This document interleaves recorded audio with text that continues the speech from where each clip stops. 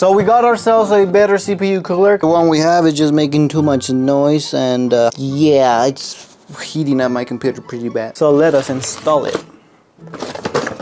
Oh shoot. Bam! White. How I like it. A quick tip before removing your CPU fan is to actually run your computer for a little bit so that the thermal paste actually warms up and it's not as hard to take off. Just give it a little wiggle as we, oh frick. Sometimes that happens. Just make sure all the pins are good. Yes! This is why Intel is better. I got this. I'm the man. JD Lion.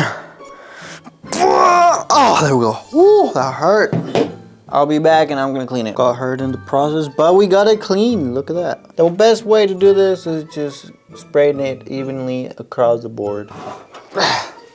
Okay, moment of truth, guys. Okay, it works. Like and subscribe and follow for more.